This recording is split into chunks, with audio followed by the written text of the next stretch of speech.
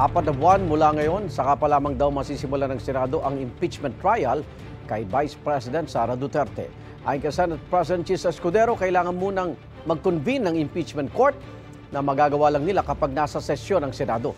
Ginit naman ni Pangulong Bongbong Marcos na wala siyang kinalaman sa pag-impeach ng Kamara kay VP Duterte. May unang balita si Mav Gonzalez. Did you have a hand in this impeachment? No, the executive cannot have a hand in the impeachment. Walang role ang executive sa impeachment. Nanindigan si Pangulong Bongbong Marcos na wala siyang kinalaman sa pag-impeach ng Kamara kay Vice President Sara Duterte. But the conventional thinking, Mr. President, is that nothing comes to pass in the House without the President or without Malacanang's blessing. Well, you give me too much credit. But again, what the House has done is clearly the mandate that they have been, the constitutional mandate that they have to proceed with the impeachment complaints. Hindi itinanggi ng Pangulo na napag-usapan nila ng mga kongresista ang tungkol sa impeachment. Nakumbinsi naman daw niya ang mga kaalyado na huwag mag-file ng reklamo. Pero hindi naman daw niya kayang diktahan na huwag i-endorso ang isang impeachment complaint kapag na-file na. Ang kanya nga mismong anak, unang nakapirma sa listahan ng nag-endorso sa impeachment. Humingi raw si Congressman Sandro ng payo sa kanya. Do your duty. You have to support the process.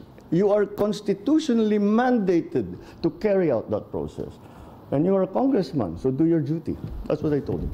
I didn't know you'd be the first to sign, though.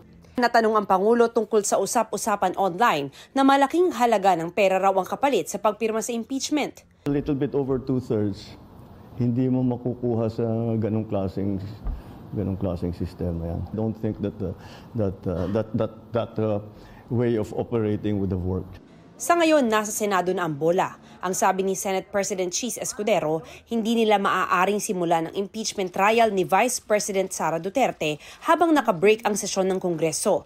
Kailangan daw makonvene muna ang impeachment court at maaari lang itong magawa kapag nakasesyon sila. Kung may mangyayari mang aksyon o kaganapan kaugnay nito, yan ay mangyayari sa June 2, pag-resume ng Senado. Matapos ang eleksyon, hindi namin ito mamadaliin. Disyembre pa na ihain sa Kamara ang mga naunang impeachment complaint laban sa bise. Huling araw ng kanilang sesyon lang ipinadala sa Senado ang articles of impeachment. Kung nagpa-banjing sila gawin ito, siguro wala naman silang basihan ngayon na madaliin kami. Hindi naman siguro makatarungan o tama na pagkatapos nilang upuan ito ng ilang buwan.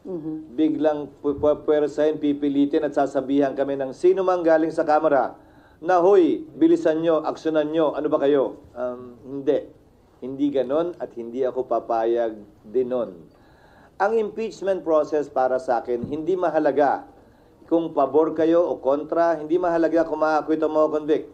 Ang mahalaga para sa akin, bilang tagapangulo ng Senado, maging credible, kapanipaniwala, at magagawad ng hustisya. Marami pa rin daw kailangan gawin, kabilang ang pag-verify sa mga lagda ng mga kongresistang pumirma sa impeachment complaint. Sabi ni Escudero, hindi pwedeng e-signature dahil kailangan personal itong pinirmahan ng kongresista at pinanumpaan sa harap ng House Secretary General.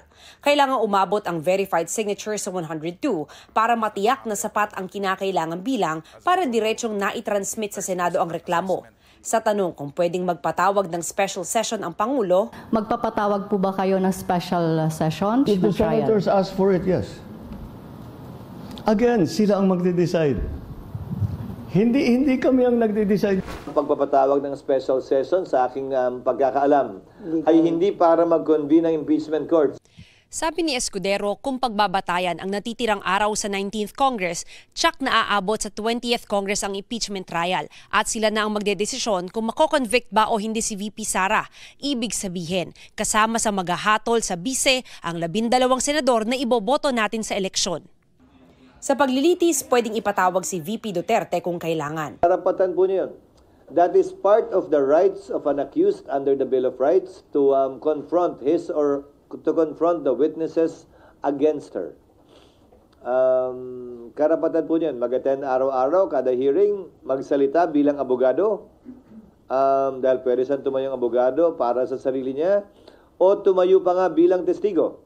Pero hindi siya pwedeng piliting tumestigo sa kaso because it will violate, on the other hand, the right against self-incrimination. Kumbaga, hindi siya pwedeng patawag ng prosecution at pwersahang paupuin doon para tanungin kung ayaw niya. Sakaling ipatawag daw si Duterte at hindi siya pumunta, may kapangyarihan daw ang Senado na mag-issue ng subpoena. Ito ang unang balita. Mav Gonzalez para sa GMA Integrated News. Igan, mauna ka sa mga balita, mag-subscribe na sa GMA Integrated News sa YouTube para sa iba't ibang ulat sa ating bansa.